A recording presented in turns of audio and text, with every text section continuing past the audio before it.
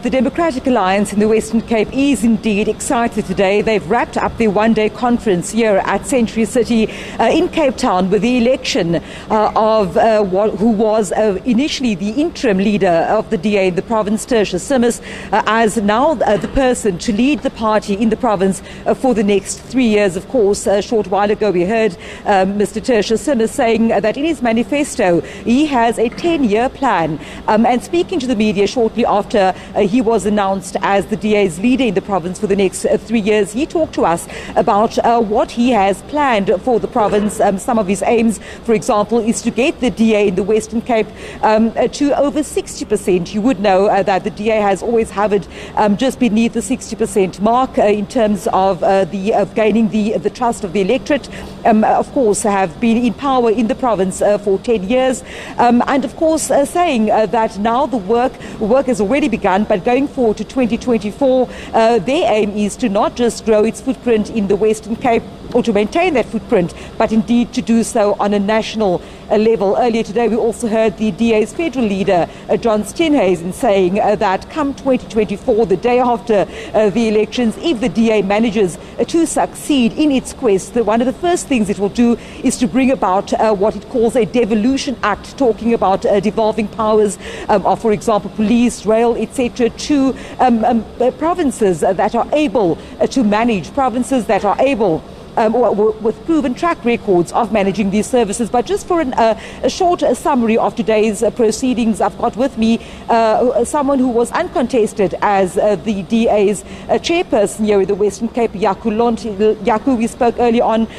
It was a successful conference from your point of view. Tertuis Simmers, he managed the position for just under 2 years. Of course, it was a difficult time for the DA. We saw Bonginkosi Madikizela leaving under a qualification scandal in 2021, and of course in 2022 we saw Albert Fritz, who was the deputy who then stood up in for Madikizela.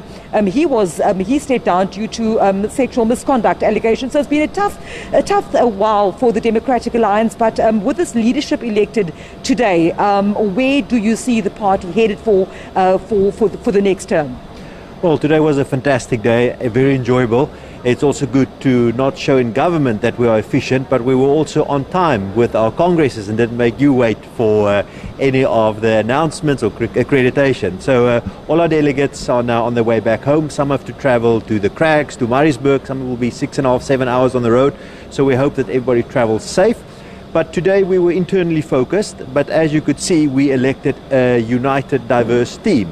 And it's not just about one person. Tertius is heading up this team, and we all will unite behind him. And this team will now have all of our attention focused outwardly. We've got an incredibly important registration weekend coming up next weekend across the country. And we will have to go and carry our message of hope to the rest of the province and the country that we can change government nationally. We will retain this province. We're going to work hard to break that 60%, but we can change national government. How close was the race? I mean, going into Congress today, it was always just Tertuis Simmers versus Bonginkosi Madikizela, who, when we spoke to him early on in the week, was quite confident of the support, of delegates, etc. How close was that race? Do you have numbers for us in terms of how the vote went? Well, at the end of the day, whether you win by one vote or whether you win by 60% of the vote, you will be the leader. But do you have those figures? I am not at liberty to share that figures now, but if you do ask the presiding officers, they might be able to share that with you. But whoever wins, whether it's by one vote or by 1,000 votes, we will unite behind that individual, and we will make sure that we continue being the hope for this country. Yaku, thank you so much for speaking to me. Of course, Yaku Lant, the uncontested chairperson of the DA in the Western Cape. But just before we go, I also want to speak to Zimkita Sulelo. She has been elected one of 3 vice provincial chairpeople in the Western Cape, hailing from Langa in Cape Town. Zimkita, good afternoon to you. What, for example, does your election as one of the 3 vice chairs mean in terms of what you bring to the party, but also your vision going forward into the next election and beyond?